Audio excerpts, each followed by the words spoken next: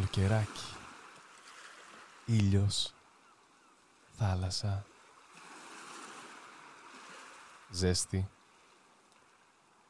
Χαμήλα από κόσμο στην παραλία. Ρακέτες. Περισσότερη χαμήλα. Κολόζεστη. Πιτσόμπαρο που μπιστάει από τις 10 το πρωί. Γαμόζεστη είναι αυτή. Τι? Δεν ακούς τι λέω. Δεν πειράζει. Καλοκαιράκι μου ήθελες. Δεν ακούω. Τι? Να σκάσω. Φύγαμε για full καλοκαιρινό επεισόδιο. Oh yeah, Zell Zone, yo, macaron, yeah, macaron, no, chacaron, chacaron, chacaron, chacaron. Χαίρετε και καλώς ήρθατε στο τέταρτο στα χρονικά full podcast. Ένα podcast για full επιτραπέζια, λίγες ιστορίες, λίγο μαλακίες και γενικώς full. Είμαι ο Κώστας, ή αλλιώς Καρκ, ή Κονκάρκ, ή αλλιώς ποιος το είναι αυτός. Και σήμερα θα μιλήσουμε για καλοκαιράκι στην ακρογιαλιά. Δώσ' μου ένα φυλάκι και έλα πιο κοντά. Άμα είναι να το φάμε, ας πούμε, από τον Ελτσόμπο, να το φάμε και από Ελλάδα, να βγάλει και κανένα φράγκο κανένας δικός μας εδώ άνθρωπος, να γίνουμε. Να έρθει αυτός, ποιος είναι, ο Πορτοκάλογλου, είναι εκεί Φατμέ, ας έρθει αυτός, να πάρει από τα λεφτά του, να πληρωθεί, να τελειώνουμε. Εντάξει, ο στίχος μετά που λέει το κομμάτι «Θέλω να σε πάρω στην καυτή την αμμουδιά», εντάξει, δεν είναι ακριβώς PG-13, έτσι, αλλά εγώ που λέω κανένα σέτα, ας πούμε, κανένα μαλάκα, εγώ με το πρόβλημα. Πορτοκάλογλου έχει free pass, να πούμε. Οκ. Ναι, λοιπόν, εισαγωγή, καλοκαιράκι, ωραία. Να πω εδώ κάπου ότι μισώ το καλοκαίρι με όλη μου την ψυχή. Με τα 3/4 της ψυχής μου. Με τη μισή ψυχή μου. Ρε παιδί μου, δεν μου άρεσε το καλοκαίρι. Τι να κάνουμε. Δεν ξέρω. Εγώ νομίζω ότι έχω γεννηθεί σε λάθος χώρα. Και δεν θέλω τώρα να κάνω ραντ, ας πούμε, να γκρινιάζω. Ξέρω ότι έχετε έρθει εδώ, να απλώσετε το πλυντήριό σας, να κάνετε τις δουλειές σας, να ακούσετε κάποια μαλακία, να περάσει η ώρα. Δεν θα σας το χαλάσω εγώ. Αλλά να πω λίγο τον πόνο μου, έτσι, μετρημένα, σε ένα πλαίσιο ωραίο. 2-3 λεπτάκια δώστε μου, ας πούμε, να γκρινιάξω, να πούμε μετά για τα παιχνίδια, να πάμε ο καθένας στη δουλειά του. Δεν καταλαβαίνω, ρε παιδί μου. Τι σας αρέσει? Να ζεσταίνεστε από το Μάιο, ας πούμε, μέχρι το Σεπτέμβριο? Είναι κατάσταση αυτή. Τι είστε, σαύρες είστε, που έλεγε και ο θείος Bill Hicks, ας πούμε? Δεν το καταλαβαίνω αυτό το πράγμα. Δεν είστε ομοιόθερμα ζώα? Θέλετε δηλαδή, επηρεάζετε από το περιβάλλον, η θερμοκρασία, να έχει ήλιο και ζέστη για να ρυθμίζετε θερμοκρασία? Εντάξει, κάπου διάβασα, αλλά δεν το έχω διασταυρώσει, οπότε φάτε το με μια πρέζα αλάτι αυτό, έτσι. Λέει, μας αρέσει το καλοκαίρι, γιατί έχουμε συνηθίσει, επειδή δεν είχαμε σχολείο τότε. Το οποίο βγάζει και νόημα. Ξαναλέω, δεν το έχω διασταυρώσει. Αλλά ναι, ρε παιδί μου, γιατί είναι άλλο μου αρέσει το καλοκαίρι και άλλο μου αρέσουν οι διακοπές. Γιατί οι διακοπές μου αρέσουν και εμένα. Μου αρέσει να κάθομαι, να μην δουλεύω, και θάλασσα μου αρέσει να πηγαίνω και κάνω αυτό το ύπτιο που κλείνεις τα μάτια και κοιτάς τον ήλιο. Δεν το κοιτάς δηλαδή γιατί είναι κλειστά τα μάτια σου, αλλά βλέπεις το κόκκινο από τα βλέφαρά σου επειδή τα φωτίζει ο ήλιος. Καταλαβαίνετε που πηγαίνω με αυτό? Τέλος πάντων, αυτό με χαλαρώνει πολύ. Μου αρέσει μετά να ανοίξεις τα μάτια και βλέπεις αστράκια, δεν βλέπεις τίποτα. Ωραίο είναι αυτό. Σε ποιον δεν αρέσει αυτό? Αλλά ναι, τώρα να ζεσταίνομαι, ας πούμε, από την άνοιξη μέχρι να χειμωνιάσει, ας πούμε, δεν είναι και τίποτα αυτό το πράγμα. Γιατί είναι άλλο πράγμα, ξαναλέω, στην παραλία να είσαι να ράζεις την πέτσα σου, και άλλο πράγμα στην πόλη να λιώνει το κορμάκι σου, ας πούμε. Και άμα σας αρέσει σε αυτό, εμένα πάσω, δεν μου αρέσει. Τέλος πάντων.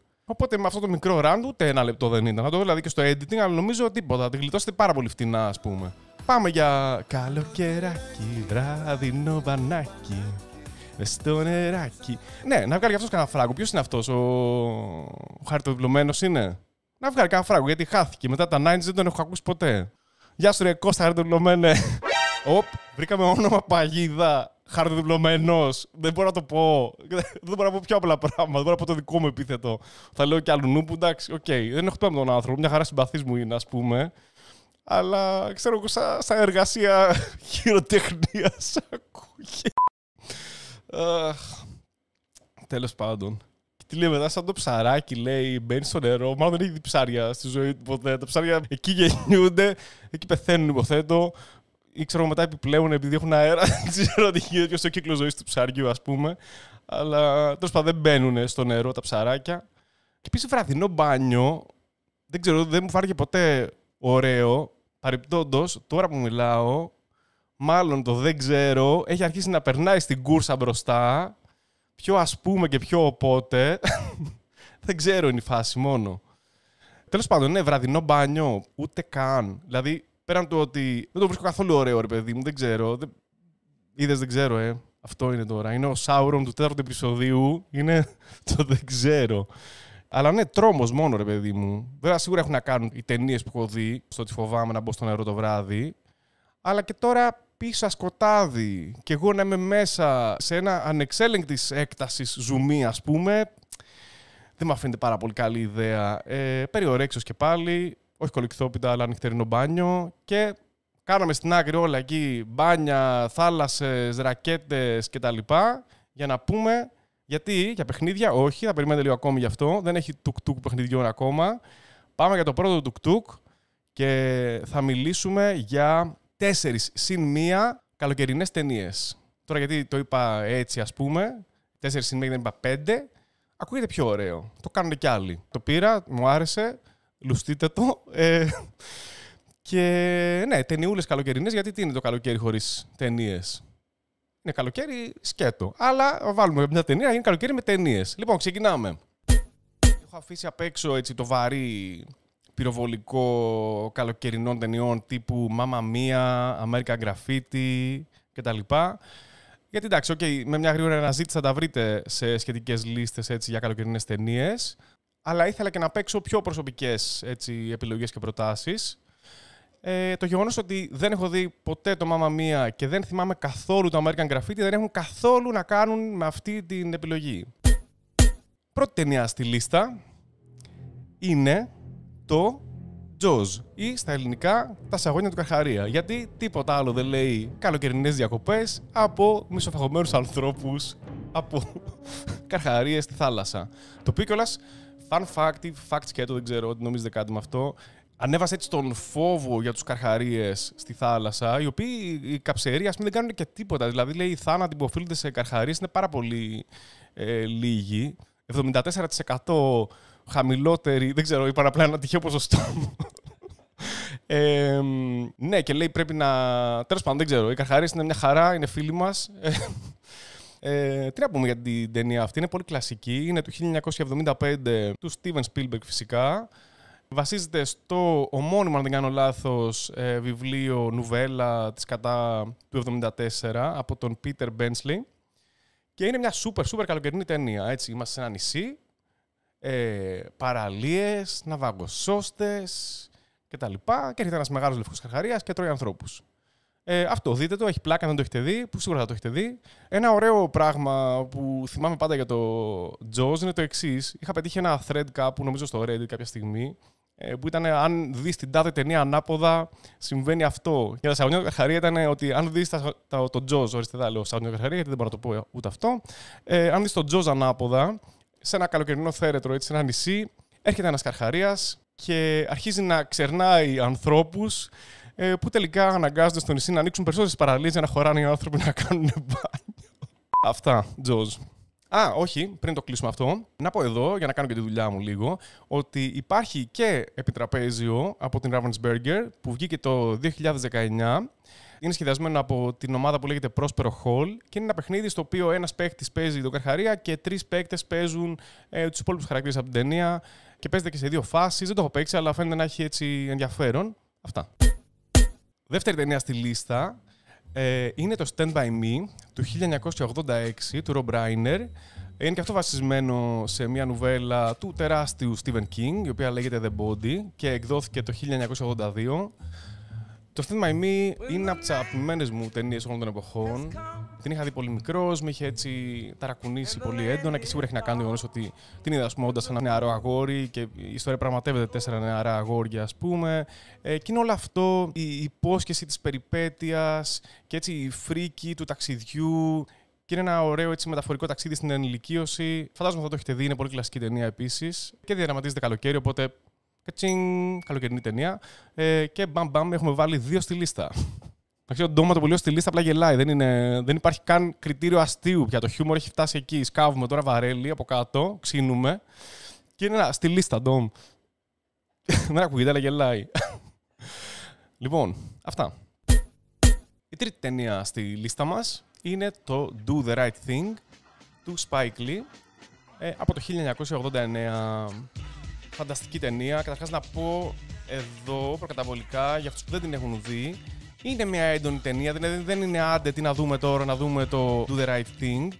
Είναι μια πάρα πολύ ζεστή καλοκαιρινή μέρα στο Brooklyn της Νέας Υόρκης, σε μια έτσι γειτονιά Αφροαμερικανών, στην οποία υπάρχει επίσης και μια πιτσαρία, η πιτσαρία του Σαλ, και είναι έτσι μια slice of life pan not intended, γιατί δεν ήθελα να κάνω χιούμορ εδώ, το slice με την πίτσα, θα μου πεις θα μπορούσε να το έχεις αφήσει να περάσει και να μην το επισημάνεις, η οποία πραγματεύεται έτσι πολύ σημαντικά θέματα αναφορικά με την φυλή και τη συστήνω ανεπιφύλακτα, πραγματικά είναι τρομερή ταινία. Τέταρτη ταινία στη λίστα μας με καλοκαιρινές ταινίες είναι το «Ξέρω τι έκανες πέρυσι το καλοκαίρι», που είναι του 1997, του Jim Gillespie. Έχει ένα ωραιότατο 5,8 στο IMDb, αλλά τα έχουμε ξαναπεί, αυτό σημαίνει κινηματογραφικός χρυσός. Τι να πω για αυτήν την ταινία, είναι ρε παιδί μου στα τέλη 90s, ας πούμε, που αρχίζουν να κάνουν ένα resurgence, ας πούμε, μια επανεμφάνιση, τα slasher films με το Scream και το «Ξέρω τι έκανες πέρυσι το καλοκαίρι», που το λέω στα ελληνικά γιατί το άλλο δεν θα μπορέσω να το πω και είναι κρίμα. Για να δούμε. I know what you did last summer. Ικανοποιητικά. Πέρασε. Αέρα δεν πέρασε, αλλά πέρασε. Λοιπόν, παίζουν η Jennifer Love Hewitt και η πολύ αγαπημένη μου Sarah Michelle Gellar, που την αγαπώ πάρα πολύ από τον Buffy the Vampire Slayer. Σίγουρα θα ήθελα να κάνω ένα αφιέρωμα σε αυτό, ίσως στα πλαίσια σειρών και επιτραπεζίων. Μόνο Buffy, γιατί αγαπώ με πάθος, θα δείξει. Εδώ να πω πάντα ευκαιρία όταν αναφέρω την Buffy, σκατά στον Joss Whedon, γιατί είναι ένας abusive μαλάκας. Αυτά.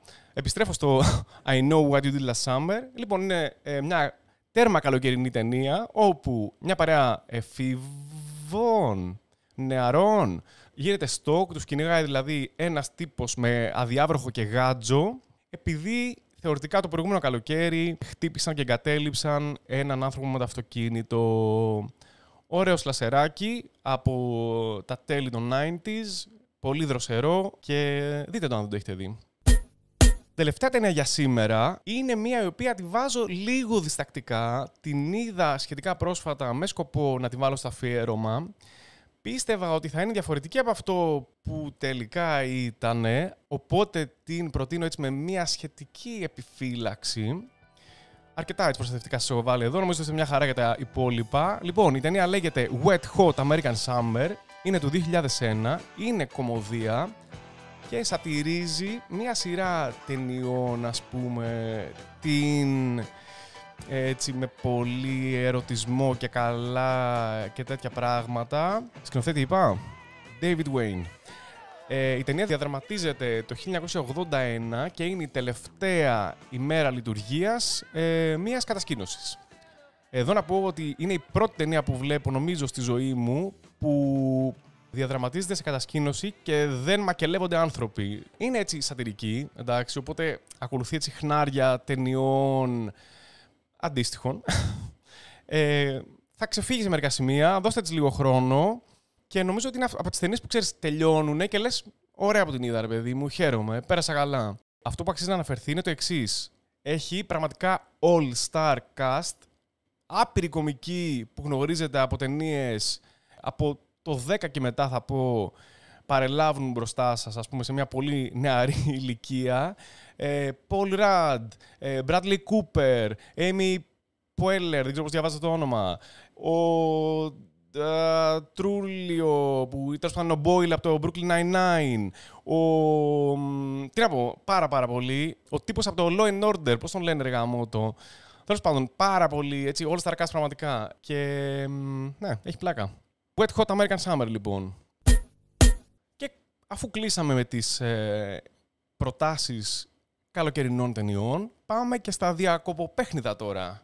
Το οποίο ακούγεται σαν διακοποδάνεια, αλλά δίνεις λεφτά αντί να πάρεις. Οπότε καθόλου σαν διακοποδάνειο δεν είναι. Αυτά πρέπει να τα γράφω πρώτα, γιατί ναι.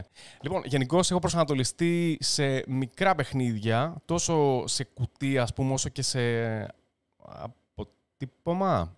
Τι footprint είναι στα αγγλικά, ξέρω εγώ. Δηλαδή, τέλος πάντων, να μην πιάνουν πάρα πολύ χώρο όταν τα ανοίγεις στο τραπέζι. Κάποια είναι μεγάλα σε παιχνιδότητα. Σε φάση. Σε γεμίζουν παιχνίδι, ρε παιδί μου. Αλλά παραμένουν μικρά σε. Πώς λέω αυτό, μικρό στο μάτι. Λοιπόν, η λίστα μας αποτελείται από επιμέρους λίστες. Τι έχω κάνει εδώ, listception. Μια λίστα με ταινίες, λίστα παιχνιδιών που είναι υπολίστες μέσα. Κοπάνε στο μικρόφωνο, ελπίζω να μην ακούστηκε. Ακούστηκε. Πιστεύω όχι. Ωραία. Άμα ακούστηκε, τι να κάνουμε. Υπάρχουν και αυτά. Λοιπόν, είπαμε, η λίστα αποτελείται από υπολίστες. Ξεκινάμε με την πρώτη υπολίστα, που είναι παιχνίδια για την παραλία. Δεν θα μπορούσε να λείπει από αυτήν εδώ τη λίστα ένα πολύ πολύ κλασικό παραλιοπέχνιδο, το οποίο γνωρίζουμε πολύ καλά εδώ στην Ελλάδα και δεν είναι άλλο από το τάβλι. Μισώ τον ήχο. Τον μισώ. Τον μισώ από όταν ήμουν 5 χρονών. Γιατί έχω ψυχή συνταξιούχου. Γεννήθηκα συνταξιούχος. Κάσα τον Benjamin Button, αλλά από γνωστή αλυσίδα budget supermarket, γιατί δεν γίνομαι νεότερος. Αλλά όσο και να μισώ τον ήχο, είναι ένα κλασικό παιχνίδι, ρε παιδί μου. Εντάξει. Πλέον, προσωπικά εγώ, δεν θα το διάλεγα ποτέ ανάμεσα σε άλλα. Δεν είναι δηλαδή ότι θα πάω στον Πιτσόμπαρο και θα έχουν το Terraforming Mars ή το Gloomhaven και το τάβλι και θα πάρω το τάβλι. Εντάξει. Αλλά δεν το έχουν, ρε παιδί μου. Έχουν τάβλι. Και θα πάρω το τάβλι, αν δεν έχω πάρει κάτι. Αλλά με τη λίστα που έχω ετοιμάσει εγώ, θα έχετε προβλέψει και θα έχετε κάτι άλλο. Και αν υπάρχει μόνο το ταυλάκι, μια χαρά. Ωραιότατο είναι κι αυτό. Εντάξει, τώρα έχω κάνει unlock στον εαυτό μου μια core παιδική ανάμνηση. Είχαμε μια πετσέτα τεράστια, ή τέλος πάντων μου φαίνονταν τεράστια γιατί ήμουν 5 χρονών, η οποία ήταν τάβλι. Ήταν δηλαδή τυπωμένο τάβλι πάνω στην πετσέτα και είχε σε ένα κύλινδρο ξύλινα πουλια και αυτά τεράστια. Ξανά μπορεί να μου φαινόταν τεράστια γιατί ήμουν 4 χρονών. Και άπλωνε την πετσέτα κάτω, κάτω ήταν ένας από την άλλη. Και παίζανε τάβλι. Είχε κάτι μεγάλα ζάρια και τα έριχνε εκεί πέρα. Και δεν έκανε και θόρυβο, δεν έκανε τρακατρούκα εκεί πέρα που κάνει το τάβλι. Βέβαια, εδώ μπαίνει το τραύμα. Γιατί καλή ανάμνηση, αλλά να έχουμε και το τραύμα. Γιατί αυτό το τάβλι έκανα χρυσούς τους γονείς μου να το πάρουμε στην παραλία και τελικά το είχα ανοίξει απλά στο σαλόνι μόνος μου. Το είχα στήσει, καθόμουν επάνω, έκανα χόκκι τα πουλια, το μάζευα και το βάζα στην τουλάπα. Μια χαρά. Πρώτο κανονικό παιχνίδι στη λίστα, μετά το τάβλι τέλος πάντων, είναι το Hive και το Hive Pocket. Λοιπόν, το Hive βγήκε το 2001, σχεδιαστής του είναι ο Τζον Γιάννη, τη φάση, ναι, και είναι μόνο για 2 παίκτες. Αποτελείται, όχι αποτελείται, ναι, αποτελείται από πλακίδια σε λευκό και μαύρο χρώμα, τα οποία επάνω έχουν διαφορετικά έντομα. Περιμένετε, μην φύγετε, δεν είναι ιδιαστικό. Και προσπαθείς. Είναι εξάγωνα τα πλακίδια αυτά. Και προσπαθείς να περικυκλώσεις τη βασίλισσα του άλλου με τα δικά σου πλακίδια. Το κάθε ένα, ανάλογα το έντομο που είναι, έχει άλλο έτσι special ability. Και αυτό κάνει το παιχνίδι να προχωράει μπροστά. Είναι ένα παιχνίδι, όπως λέμε, αφηρημένης στρατηγικής. Αυτό έκανα απευθείας μετάφραση από τα αγγλικά. Είναι abstract strategy. Κάτι νομίζετε με αυτό. Δεν ξέρω αν λέγεται έτσι. Δεν με απασχολεί. Το είπα. Και δεν το έχω παίξει γιατί είπα είναι αφηρημένη στρατηγική, που σημαίνει ότι είναι έτσι λίγο. Έχει σκέψη μέσα του, ας πούμε, παρόλο που είναι ελαφρύ. Και αν έπαιζα στην παραλία, θα σήμαινε ότι εκεί που κάθομαι, ας πούμε, θα πρέπει να κάνω. Yeah! Και είναι κρίμα, όχι για τους γύρω, για την προσωπική μου υπόλοιψη. Οπότε ναι, δεν το έχω παίξει, αλλά έχω ακούσει τα καλύτερα. Και επίσης, αυτό που το κάνει ιδανικό για την παραλία είναι το γεγονός ότι επειδή είναι πλαστικά τα πλακίδια, σημαίνει ότι είναι indestructible. Δεν παθούν τίποτα. Ούτε βρέχονται, ούτε τα αντιλιακά τα πέρα. Δηλαδή και να πάθουν κάτι, τα καθαρίζεις εκεί με ένα πανάκι και είσαι μια χαρά. Μπαίνει και σε ένα πουγκάκι, μεταφέρεται και εύκολα. Οπότε είναι super. Επόμενο, ή μάλλον επόμενα παιχνίδια στην υπολίστα μας είναι αυτά στα οποία εγώ αναφέρομαι ως ζαράκια και τώρα δεν ξέρω αν θα τα λέτε και εσείς έτσι, ρε παιδί μου, αλλά σήμερα θα τα πούμε έτσι, οπότε αυτό, έχετε το στο μυαλό σας.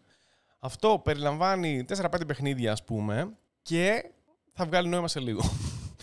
Λοιπόν, τα παιχνίδια αυτά είναι κυρίως ζαροπέχνιδα και τα βασικά τους χαρακτηριστικά είναι ότι έχουν ζάρια και έχουν ένα μπλοκάκι το καθένα Και ο κάθε παίκτης έχει, πώς θα το πούμε αυτό, μια γραφική ύλη ή αλλιώς ένα μολύβι, ένα στυλό ή ένα μαρκαδοράκι. Δεν ξέρω γιατί δεν μου ήρθε αυτό πρώτα και μου ήρθε το άλλο, σαν να είμαι βιβλιοπόλης, αλλά δεν πειράζει. Δεν ξέρω αν καν οι βιβλιοπόλες λένε, ξέρω εγώ, γραφική. Θα λένε, ξέρω εγώ. Θα λένε. 2 hours later. Θα το λένε. Τέλος πάντων, αυτά είναι αναλώσιμα, δηλαδή μπορείς να τα χρησιμοποιήσεις και να τα πετάξεις, αλλά επειδή είμαστε έτσι και λίγο eco-friendly, τι κάνουμε, τα πλαστικοποιούμε. Το οποίο μάλλον δεν ξέρω, in the long run είναι καλύτερο, αν πεις έχουν τυπωθεί ήδη τα μπλοκάκια. Οπότε το κακό έχει γίνει. Δεν το έχω σκεφτεί πάρα πολύ καλά αυτό. Τέλος πάντων, πάμε λίγο για την βολικότητα στην παραλία και θα λύσουμε το οικολογικό μετά. Λοιπόν, μπορείτε να πλαστικοποιήσετε, και εγώ έτσι έχω κάνει, τις σελίδες και να έχετε μετά μαρκαδοράκια που σβήνουν και γράφουν. Οπότε, μαζί με τα ζάρια, έχετε ένα παιχνίδι το οποίο δεν παθαίνει σχεδόν τίποτα, ειδικά αν είναι πλαστικά τα ζαράκια. Και όπως είπα, μπορούν να χωρέσουν 4-5 στο κουτί του ενός, που σημαίνει ότι σε ένα πολύ μικρό πακετάκι έχετε 4-5 παιχνίδια μαζί σας. Δεν ξέρω γιατί το εξήγησα αυτό, νομίζω ήταν σαφές από όταν είπα ότι χωράνε 4-5 στο κουτί του ενός. Δεν πειράζει. Λοιπόν, για να δούμε ποια είναι αυτά. Πρώτο στην υπολίστα μας είναι το Quix, με 2 X. Quix. Που ακούγεται σαν τσοντοπέχνιδο, ας πούμε. Δεν ξέρω γιατί το κάνανε αυτό. Και με ένα έξω ήδη θα ήταν. Για να είναι παιχνιδιάρικο. Παιχνιδιάρικο παιχνίδι. Τους κερατάδες τι κάνανε εκεί. Λοιπόν, το 2012 σχεδιαστής είναι ο Στέφεν Μπέντορφ και είναι έτσι ένα πάρα πολύ απλό παιχνιδάκι στο οποίο έχει 3 χρωματιστά ζάρια και 2 άσπρα. Και έχει και πλάκα γιατί κάπως με τα άσπρα παίζουν όλοι στις σειρές των άλλων. Οπότε είναι και engaged, ας πούμε, αν είστε παραπάνω από 2 στην παραλία. Και είναι σχετικά απλό, έχει πάρα πολύ πλάκα. Το δεύτερο παιχνίδι στην υπολίστα είναι το Quinto, που έρχεται από το 2015, είναι στην ίδια σειρά παιχνιδιών, θεωρείται έτσι σαν η εξέλιξη του Quix. Που σαν τρομάζεις, ξέρω εγώ, αυτό που έρχονται σκύλοι και να φύγουν. Ξέρω. Λοιπόν, είναι του Bernhard Lack και του Uwe Rapp και πάλι έχεις 3 ζαράκια, χρωματιστά και τα ρίχνεις και βάζεις νούμερα στα κουτάκια τους και πάλι παίζουν όλοι ενώ παίζουν οι υπόλοιποι. Φοβερή εξήγηση έχω κάνει, τέλος πάντων. Δεν πειράζει, εμπιστευτείτε με, γιατί το έχουμε ξαναπεί. Τι καλύτερο μπορείτε να κάνετε από το να εμπιστευτείτε έναν άνθρωπο που είναι άγνωστος σε εσάς. Λοιπόν, πάει και το Quinto στην άκρη. Τρέχουμε εδώ. Επόμενο παιχνίδι στη λίστα και έτσι λίγο πιο πολύπλοκο είναι το That's Pretty Clever, το οποίο είναι αρκετά γνωστό με το γερμανικό του όνομα, το οποίο θα την κάνω την απόπειρα εγώ, γιατί τι είναι η ζωή χωρίς λίγη κωμωδία. Είναι το Ganz schön Clever. Εντάξει, ξέρω γερμανικά, δεν ξέρω γιατί το διάβασα, μην ξέρω, ας πούμε. Δεν να κάνω χαρακτήρα εδώ. Είναι ο τύπος που δεν ξέρει αγγλικά και μαθηματικά. Όχι, δεν ξέρει γλώσσες και μαθηματικά. Είναι πολύ αστείος. Μεταμορφώθηκε σε πίκλα, σου λέω. Ήταν το πιο αστείο πράγμα που έχω δει.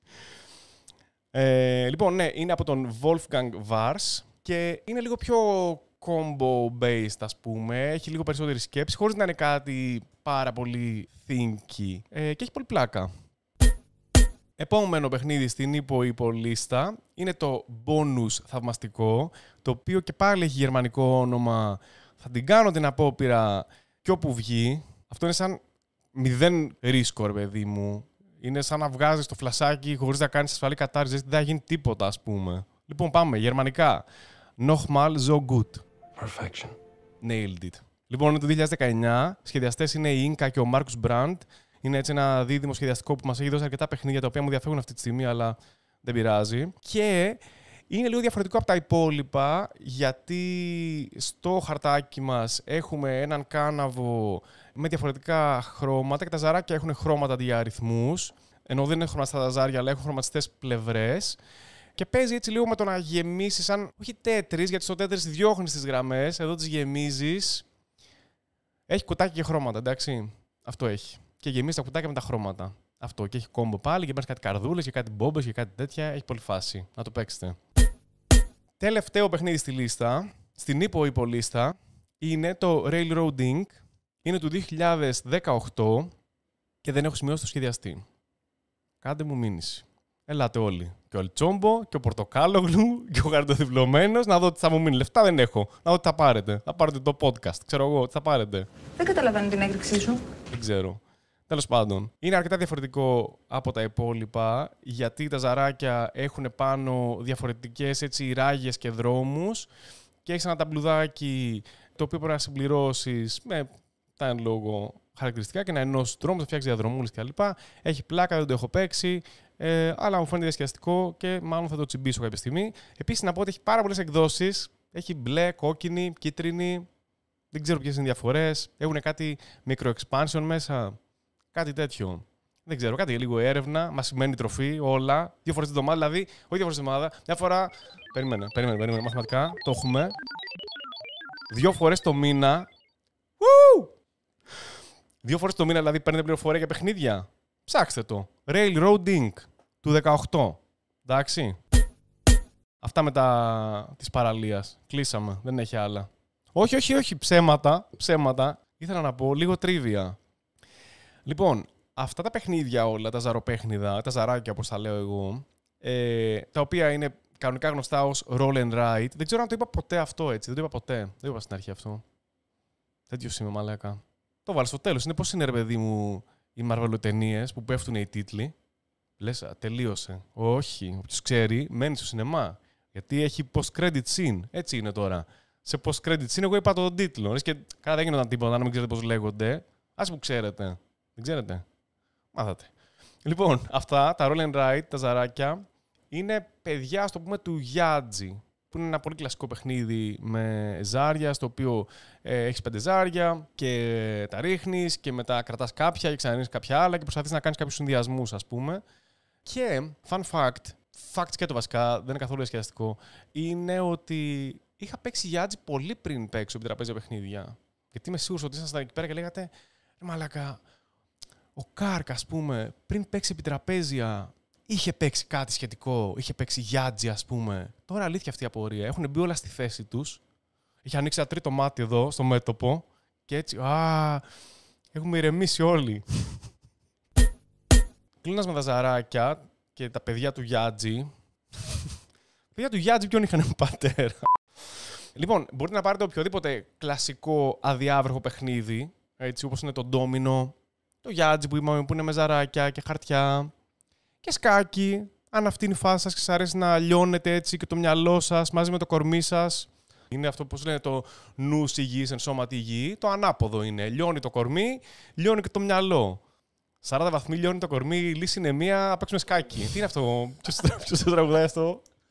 Φουρέιρα. Όχι ρε μαλάκα. Πιο παλιό είναι αυτό. Χρειάζεται δημοσιογραφική έρευνα. 2 hours later. Φουρέιρα. Το λέει Φουρέιρα, I stand corrected. Ελένη Φουρέιρα. Εγώ το είπα. Ναι, αυτό λέω, I stand corrected. Εγώ στέκομαι διορθωμένος. Ορίστε. Λοιπόν, τώρα ρε παιδί μου, ναι, είπαμε αδιάβροχα. Αν δεν σας νοιάζει να βραχούνε ή να χαλάσουνε ή να γεμίσουν άμμο ή ακόμη χειρότερα αντιλιακό, πάρτε ό,τι καταλαβαίνετε. Δικό μου να μην είναι και πάρτε ό,τι θέλετε. Και ας χαλάσει και ας βραχεί και δεν με νοιάζει καθόλου. Λοιπόν, δεν έχω κλείσει μετά της παραλίας. Το μοντάζ θα είναι μια κόλαση. Αυτό που λέει Hell is other people, η κόλαση είναι άλλοι άνθρωποι. Όχι, η κόλαση είναι ένα αρχείο ηχογράφηση που είναι αχταρμάς. Αυτό είναι η κόλαση. Μαζί με... Λοιπόν, ωραία το βρήκα. Λοιπόν, η κόλαση είναι ένα μέρος στο οποίο μοντάρεις έναν αχταρμά από ηχογραφήσεις, κομμένες 100 κομματάκια. Και η άλλη επιλογή της κόλασης είναι ένα μέρος στο οποίο για πάντα πλένεις πλαστικά τάπερ με μαγειρεμένο λάδι με κρύο νερό. Θα διαλέξω το πρώτο τελικά. Μοντάζ καλύτερα, πάρω το δεύτερο. Any fucking day. Το λύσαμε γι' αυτό λοιπόν. Όπως διαπιστώσατε, ίσως, τα παιχνίδια που έχω επιλέξει για την παραλία έχουν ελάχιστα χάρτινα πράγματα. Έτσι. Γιατί διακοπές σε ελληνική παραλία και δεις σε νησί σημαίνει ότι σε παίρνει ο αέρας και. Ναι, δεν πάμε πάρα πολύ μακριά, ή βασικά όχι. Το αντίθετο, πάμε πάρα πολύ μακριά τα πράγματα. Όχι εμείς. Τώρα, αν δεν φυσάει, μπορείτε να τσεκάρετε κάποια τα παιχνίδια που ακολουθούν. Για πάμε για φτηνό cliffhanger, το οποίο απαντάτε αμέσως. Γιατί τώρα έχουμε φτάσει στην υπολίστα που είναι παιχνίδια για το καράβι. Λοιπόν, το καράβι γενικά είναι ένα μέσο, αν δεν έχετε δει καράβια στη ζωή σας, έχει ικανοποιητικό χώρο, έτσι, ειδικά αν πιάσετε τραπέζι. Γιατί τώρα αυτό νομίζω το έχει πει ο Ζάμπρας, θα το κάνω ένα plug εδώ, που έχει πει ότι το καράβι είναι το μόνο μέσο στο οποίο πληρώνεις απλά το να είσαι πάνω. Δεν πληρώνεις εισιτήριο, δεν έχεις θέση, ας πούμε. Το οποίο είναι πραγματικά φανταστικό και από όταν το άκουσα, κάθε φορά που μπαίνω σε καράβι το σκέφτομαι. Anyway, πρώτο παιχνίδι στην καραβολίστα είναι... Όχι. Λοιπόν, η καραβολίστα έχει υπολίστα. Εκεί δεν είμαστε τώρα, στο nesting από τις λίστες. Mm-hmm.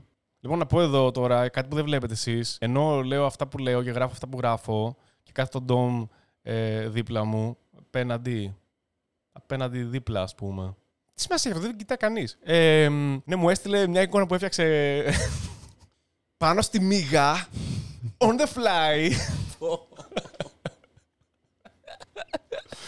Που είναι φανταστικό, θα το ποστάρω. Ακούγοντας τη λέξη υπολίστες, μου έστειλε μια εικόνα που δείχνει πολίστες, δηλαδή ανθρώπους, αθλητές του πόλο, και πάνω γράφει υπολίστες, με ύψιλον όμως. Ευχαριστούμε, Ντόμ, γι' αυτό. Πού είχαμε μείνει τώρα? Υπολίστα. Κάραβο, υπολίστα. Μπράβο, λοιπόν. Είπαμε ότι η καραβολίστα, η καραβοϊπολίστα, και εκεί που γράφεις ένα επεισόδιο, ρε παιδί μου, και λες ότι δεν μπορώ να πω με ίσιο πρόσωπο το στη λίστα. Εντάξει. Και ξαφνικά αυτό το κάνεις raise, ρε παιδί μου. Έτσι. Και τώρα μακάρι να είχα να πω στη λίστα. Αλλά δεν έχω να πω αυτό. Έχω να πω καραβοϊπολίστα. Οπότε, ναι, είπα και οπότε, μπόμπα. Λοιπόν, πάμε για καραβοϊπολίστα νούμερο 1, η οποία είναι παιχνίδια για το καράβι για 2 παίχτες. Πρώτο παιχνίδι στην καραβοϊπολίστα. Μήπως είναι υποκαραβολίστα. Λοιπόν, το πρώτο παιχνίδι στην καραβοϊπολίστα ή υποκαραβολίστα για 2 παίκτες, δηλαδή στην υποκαραβολίστα. Καραβολίδα μου ήρθε στο μυαλό τώρα.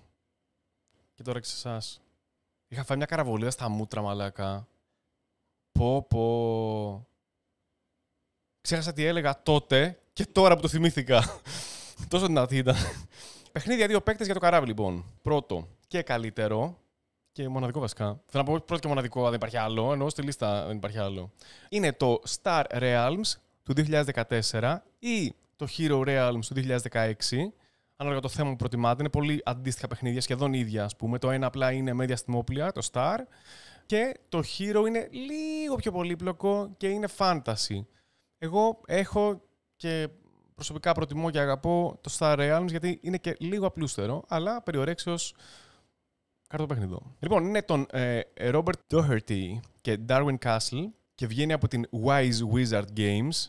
Το Star Realms, θα μιλήσω για αυτό έτσι, γιατί αυτό ξέρω καλύτερα. Έχει 2 βασικά κουτάκια πολύ μικρά μεγέθους Magic the Gathering.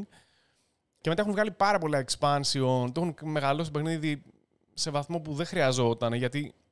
Θα πω γιατί. Λοιπόν, είναι ένα παιχνίδι deck building, το οποίο σημαίνει ότι οι 2 παίκτες ξεκινάνε με την ίδια ακριβώς τράπουλα μεταξύ τους και κατά τη διάρκεια του παιχνιδιού χτίζουν την τραπουλά τους. Το οποίο σημαίνει ότι η πολυπλοκότητα αυξάνεται σταδιακά, οπότε είναι και εύκολο να το παίξετε με ανθρώπους που δεν παίζουν πάρα πολύ. Είναι από τα πολύ πρώτα παιχνίδια που μπήκαν στη συλλογή μου και έκανε κλικ με το μυαλό μου αμέσως, γιατί έπαιζα καρτοπέχνιδα στο παρελθόν και το γεγονός ότι ήταν έτσι μεγέθους μιας τράπουλας, ας πούμε, το έκανε και εξαιρετικό παιχνίδι για να παίρνω μαζί μου σε διακοπές, σε ταξίδια κτλ. Το αγαπώ πάρα πολύ και συμπληρώνοντας αυτό που έλεγα στην αρχή, ότι κατά τη γνώμη μου το έχουν μεγαλώσει το παιχνίδι χωρίς λόγο, εννοώ το εξής, ότι υπάρχουν άλλα παιχνίδια deck building, δηλαδή στα οποία φτιάχνεις την τράπουλά σου ενώ παίζεις, τα οποία είναι και καλύτερα από το Star Realms. Απλά αυτό που το κάνει φανταστικό το συγκεκριμένο είναι ότι είναι τόσο μικρό. Αυτά για το Star Realms/Hero Realms. Δεύτερο παιχνίδι στην καραβοϊπολίστα για 3 ή 4 παίκτες όμως, ή μέχρι 6 αν έχετε την καινούρια έκδοση, είναι το Love Letter, που original βγήκε το 2012 και σχεδιαστής του είναι ο Seiji Kanai, είναι Ιαπωνέζος, μάλλον το μακέλεψα. Λοιπόν, πιθανότητα το ξέρετε. Αν όχι, να πω πάρα πολύ σύντομα ότι είναι απλούστατο, γιατί είναι ένα παιχνίδι στο οποίο έχεις μια κάρτα, τραβάς μια ακόμη και παίζεις μία από τις δύο κάρτες. Απλό. Και κάνεις αυτό που λέει η κάρτα επάνω. Οι κάρτες έχουν μια ιδιότητα και έναν αριθμό. Σκοπός του παιχνιδιού είναι στον κάθε γύρο να μείνεις είτε last person standing, είτε όταν ανοίξουν όλες οι κάρτες να έχεις την μεγαλύτερη αξίας κάρτα. Και όλο το παιχνίδι είναι το ποια κάρτα θα παίξει από τις δύο και να προσπαθείς να καταλάβεις τι κάρτα έχουν οι άλλοι. Έχει λίγο μπλοφίτσα. Οπότε, ναι, είναι πάρα πολύ εστιαστικό παιχνίδι. Και αυτά για το Love Letter. Επόμενο παιχνίδι στην Καραβοϊπολίστα για 4 και παίχτες, ιδανικά για 6 και πάνω ας πούμε, είναι το Time's Up, το οποίο είναι εγγύηση. Βασικά το Time's Up είναι το καλύτερο party game του κόσμου και είμαι διατεθειμένος να πεθάνω πάνω σε αυτό το λόφο. Βγήκε αρχικά το 2006 στα ελληνικά κυκλοφορία από την Κάισα σε μια έκδοση. Βασικά όχι, έχει δύο. Έχει την Party και την Family. Η Family έχει λίγο έτσι πιο παιδικές έννοιες. Η Party είναι λίγο έτσι πιο ενήλικη, χωρίς να έχει κάτι ιδιαίτερο. Απλά έχει πιο ιστορικές φιγούρες και ηθοποιούς κτλ. Λοιπόν, τι είναι το Time's Up, ρωτάτε. Εγώ θα απαντήσω, ρωτήσατε, δεν ρωτήσατε. Το Time's Up είναι ταμπού, αν το ταμπού ήταν καλό παιχνίδι. Ορίστε και το hot take μου. Ταμπούμ. Ταμπούμ! Δεν έχω πει κανένα full. Δεν έχω πει κανένα full, μαλάκα. Τώρα το πες όμως. Πω, ναι, αλλά πόσο, μισή ώρα μες στο υποσχέδιο και δεν έχω πει full. Άρα τώρα πρέπει μέχρι το τέλος να το πεις. Full! Λοιπόν, όπως έλεγα, είναι ένα παιχνίδι για 4 και πάνω παίκτες, αλλά δεν έχει όριο στον αριθμό, γιατί παίζεται σε ομάδες. Και να πούμε πολύ σύντομα για το Time's Up πώς είναι. Έχει κάρτες με προσωπικότητες, είτε έτσι ιστορικές, είτε φανταστικές από βιβλία, κινηματογράφου κτλ. Και το παιχνίδι παίζεται σε 3 γύρους.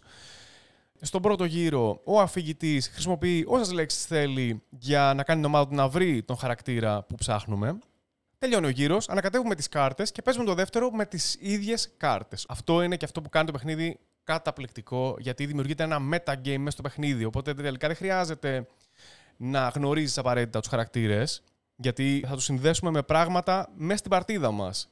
Δεύτερος γύρος είναι αφηγητής μόνο μία λέξη για να το βρει η ομάδα του και καίγεται. Τρίτος γύρος, παντομήμα. Επίσης, σε αντίθεση με το ταμπού που είναι για τα σκουπίδια. Όχι, δεν είναι για τα σκουπίδια, ρε παιδί μου. Αλλά ένα πρόβλημα του ταμπού είναι ότι κερδίζουν οι ομάδες που γνωρίζονται καλύτερα μεταξύ τους. Στο Time's Up δεν συμβαίνει αυτό, γιατί οι κάρτες που βρήκαμε εμείς σαν ομάδα, ας πούμε, που θα αναγνωριζόμαστε καλύτερα μεταξύ μας, θα ανακατευτούν με τις υπόλοιπες και μπορούν να χρησιμοποιήσουν τα στοιχεία που είπαμε εμείς από την αντίπαλη ομάδα. Παιδιά, το παιχνίδι είναι καταπληκτικό. Ειλικρινά, έχουν υπάρξει παρτίδες που στο τέλος κατουργέμαι, όχι κυριολεκτικά, γιατί είμαι ενήλικας και δεν ξέρω γιατί. Μιλάω σαν να έχω κατουρηθεί παίζοντας Time's Up. Αλλά ναι, είναι φανταστικό να το έχετε παίξει. Το συστήνω full! Και περνάμε στην επόμενη υπολίστα, η οποία είναι παιχνίδια για το αεροπλάνο. Γιατί κάποιοι ταξιδεύουν με αεροπλάνο. Για 2 ισχύουν τα παιχνίδια που ισχύουν για το καράβι. Εντάξει, έχεις τα τραπεζάκια μπροστά εκεί, τα ανοίγεις. Αν κάθεστε μαζί και δεν ταξιδεύετε με low cost, που είναι αυτό που τζογάρεις τώρα. Τέλος πάντων, ναι, οπότε εμείς τώρα υποθέτουμε ότι καθόσαστε δίπλα-δίπλα και ανοίγετε τα τραπεζάκια σας και παίζετε είτε τα ζαράκια σας, είτε το Star Realm σας, είτε ποιο άλλο είπα, δεν θυμάμαι. Βολεύει full. Για παραπάνω από 2 παίκτες, μάλλον ζορίζουν τα πράγματα για το να πάμε στα του καραβιού. Αν και, να πω εδώ, ότι έχω παίξει Love Letter με 4 και Time's Up με 6 στην ίδια σειρά αεροπλάνου, που πρέπει να το διασκέδασε πάρα πολύ το υπόλοιπο αεροπλάνο. Έτσι κι αλλιώς νομίζω ότι σκάστε σε κάποιες γλώσσες σημαίνει είστε υπέροχοι, μην σταματήσετε καθόλου, σας παρακαλώ. Συνεχίστε να αγκαρίζετε. Το έχω κάνει, δεν ξέρω να το συστήνω, αλλά ναι, έκανα αυτή την κατάθεση ψυχής εδώ. Επόμενη υπολίστα είναι παιχνίδια για το αμάξι. Εδώ να πω ότι καλό είναι να μην παίζετε παιχνίδια στο αμάξι ή, για να το πω πιο σωστά, ο οδηγός σίγουρα να μην παίζει παιχνίδια μαζί σας όταν οδηγάει. Φανταστείτε τώρα, ξέρω εγώ, να παίζετε τώρα με το όλοι μας στο αυτοκίνητο. Παλέρμο, ξέρω εγώ, Λυκάνθρωπο, Άβαλον. Και να είναι, βάλτε ταυτότητα στο στόμα σας. Όλοι, κλείστε τα μάτια σας. Οδηγέ, τι κάνεις? Δεν πάει πολύ μακριά αυτό, καταλαβαίνετε έτσι, με τον οδηγό. Ναι, μη σκοτεινιάσουμε το επεισόδιο, αμαρτία είναι. Τέλος πάντων, κάτω νομίζετε, ενήλικες είστε, αλλά ρε παιδί μου, εντάξει τώρα, είναι road trip, πείτε για μια κουβέντα, δείτε λίγο απ' έξω, όλο παιχνίδι εκεί, εντάξει. Αν ωστόσο πρέπει να παίξετε κάτι, το οποίο είναι πάρα πολύ αστεία συνθήκη, έτσι. Δηλαδή, πώς είναι το speed, ρε παιδί μου, που πηγαίνει το λεωφορείο και δεν πρέπει να κόψει ταχύτητα, έτσι. Το ίδιο, αλλά σε πιο φλόρικο, και να είναι ο Γιάννου Ρίβς εκεί και η Σάντρα Μπούλοκ, οδηγάει ο ένας από τους δύο μας σαν μανιακός, και να είναι φάση «Συνεχίστε, ρε δεσάρια! Θα σκοτωθούμε όλοι! Συνεχίστε!» Αλλά ρε παιδί μου, αν όντως πρέπει, ξέρω εγώ για κάποιο λόγο, θα έλεγα ότι μπορείτε να παίξετε κάνα PES Vres στο κινητό. Ωραία φασούλα είναι. Ή 20 ερωτήσεις χωρίς τίποτα, κλασικό παιχνιδάκι. Ή τις μπλε ιστορίες, που είναι και αυτά έτσι κλασικό παιχνιδάκι που δεν χρειάζεται τίποτα και απλά κουβεντιάζετε μεταξύ σας. Νομίζω το συγκεκριμένο κυκλοφορεί και ως παιχνίδι actually στα ελληνικά από την Guys. Απέρα λέγεται Ιστορίες Μυστηρίου και έχει μπόλικα έτσι στη σειρά. Αυτά για το αυτοκίνητο. Και καλή τύχη. Επόμενη υπολίστα είναι τα παιχνίδια για το δωμάτιο. Λοιπόν, παιδιά, εδώ ο ουρανός είναι το όριο. Έπρεπε να το πω. Ή βασικά, εντάξει, η βαλίτσα σας είναι το όριο, έτσι. Πάτε ό,τι θέλετε και πιστεύετε θα το παίξετε. Ό,τι γουστάρετε. Όσο σας αρέσει και έχετε χώρο, με το μέσο που ταξιδεύετε, με τη βαλίτσα που έχετε, βάλτε το. Στα σοβαρά όμως τώρα, μπορείτε να πάρετε μπόλικα παιχνίδια. Εγώ αυτό που κάνω στις διακοπές είναι ότι παίρνω ένα άλλο κουτί, το οποίο δεν με νοιάζει να πάθει τίποτα, ας πούμε, άσχετο εννοώ από παιχνίδι, ένα κουτί άλλο που έχω. Και βγάζω τα διάφορα components, τα ταμπλό, τους κανόνες, τις cards κτλ. Από το κάθε παιχνίδι τα βάζω σε σακουλάκια ή σε κουτάκια για τράπουλες κτλ. Και τα βάζω όλα μαζί. Και είναι πάρα πολύ γολικό, ας πούμε. Γιατί πάρα πολύ συχνά, και αυτό είναι κάτι που θα ήθελα να αναφέρω κάποια στιγμή, ας πούμε, στα πλαίσια του sustainability, τα παιχνίδια πολύ συχνά έχουν ακραία άχρηστο χώρο, ας πούμε, στο κουτί τους. Και αυτό είναι θέμα, είναι πολιτική marketing, ας πούμε, ότι φαίνεται μεγάλο το κουτί στο ράφι και άρα υποθέτεις ότι είναι μεγάλο παιχνίδι και το πηγαίνει στο σπίτι και είναι άδειο.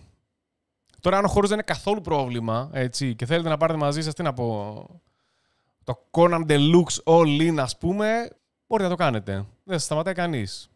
Αν και μάλλον θα έπρεπε. Και νομίζω κλείνουμε με τα παιχνίδια για δωμάτιο. Πάρτε ό,τι λαχταράτε και κάντε το κόλπο με το να τα βγάλετε τα κουτιά τους και να τα βάλετε σε ένα άλλο κουτί.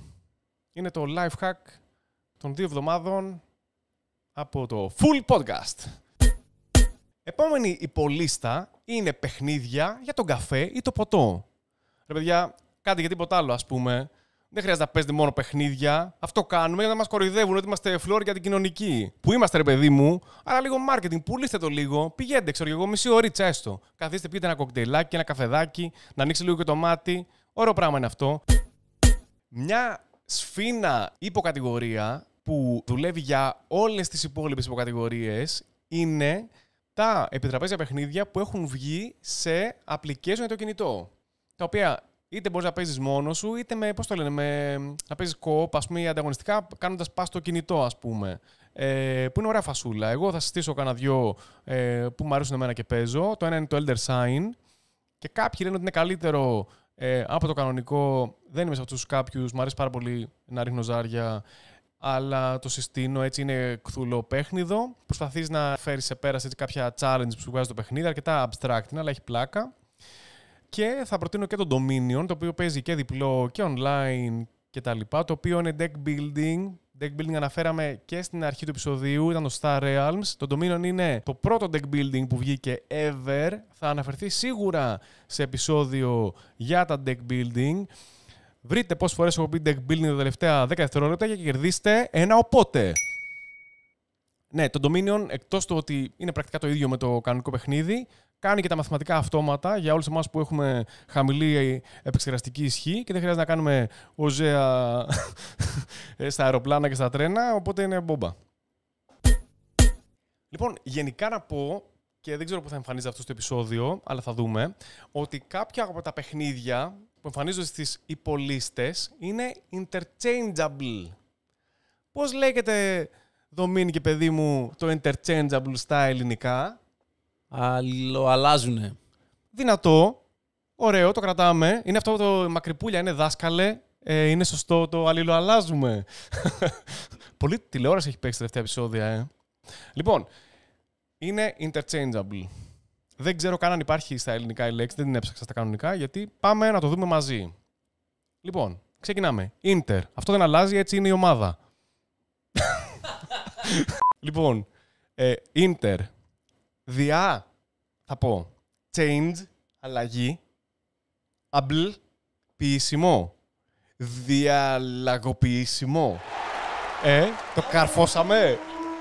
Slam dunk ήταν αυτό. Τέλος πάντων, δεν ξέρω πώς λέγεται. Αυτό που θέλω να πω είναι ότι τα παιχνίδια από τη μία λίστα μπορεί να ταιριάζουν σε μία άλλη λίστα.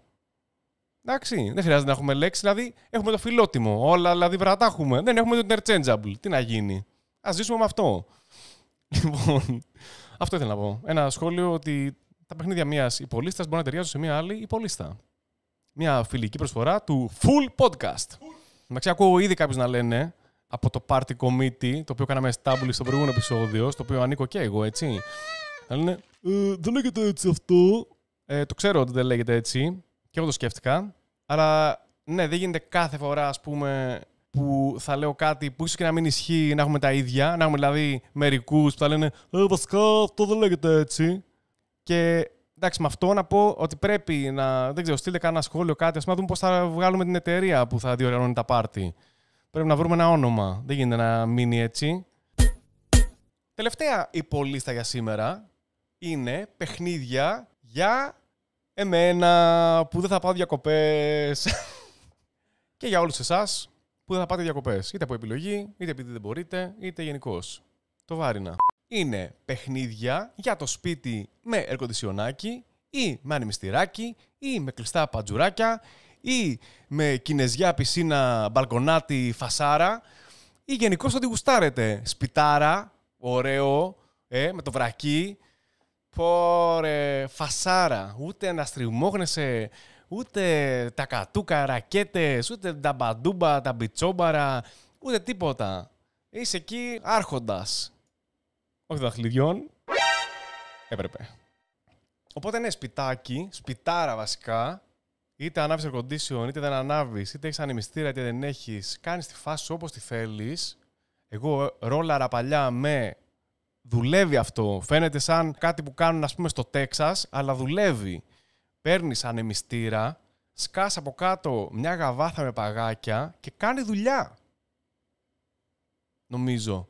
Το άλλο που έκανα, δεν ξέρω γιατί σας λέω τα tips μου για αν δεν έχετε air condition, αλλά εντάξει, whatever. Βάζεις βρεγμένη πετσέτα πάνω στον ανεμιστήρα με μανταλάκι και κάνει δουλειά. Επίσης, το βασικό tip, ας πούμε, που μπορώ να δώσω γι' αυτό είναι κλειστά παντζούρια όλη μέρα. Δεν ακούγεται πολύ ευχάριστο. Δεν είναι. Και αερίζεις το βράδυ. Τι να κάνεις. Έτσι πρέπει να ζήσεις.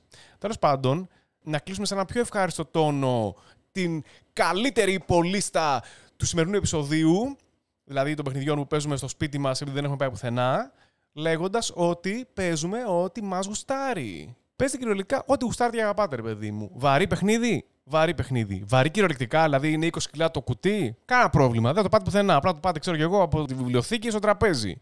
Χαλαρό. Μπόμπα. Βάζετε και το αγαπημένο σας δροσερό ρόφημα και είστε χρυσοί. Party game. Δεν έχουμε ένα πρόβλημα. Είναι όλοι διακοπές. Άντε, κάνα solo. Κάναμε 2 παίκτες. 3. Μαζεύουμε, δεν μαζεύουμε. Άμα είναι όλοι έτσι haters σαν εμάς. Αλλά ρολάρουμε έτσι. Κάνα πρόβλημα. Λοιπόν, γενικά σήμερα, όπως είδατε, σε full καλοκαιρινή διάθεση, είμαστε πιο χαλαροί. Το είπα, το δοκιμάζω από το προηγούμενο επεισόδιο αυτό, το να έρχομαι πιο λιτός στις ηχογραφήσεις. Θα δούμε αν θα βγει, αλλά είμαι και εγώ σε ένα καλοκαιρινό mood. Γιατί, επειδή δεν μου αρέσει το καλοκαίρι πολύ, δηλαδή δεν δικαιούμαι διακοπές. Τι είναι, δηλαδή, συγγνώμη τις δικές σας παίρνω και σας πειράζει που θέλω κι εγώ διακοπές. Όχι, πάρτε τις δικές, να πάρω τις δικές μου. Τώρα τι θα τις κάνω εγώ, είναι δικαίωμά μου. Και κάπως έτσι, φτάσαμε στο τέλος και του σημερινού επεισοδίου. Θα τα πούμε στο επόμενο, που, by the way, θα είναι και το τελευταίο για τη σεζόν. Μέχρι τότε, να είστε καλά, να κάνετε ωραία πράγματα και να παίζετε full!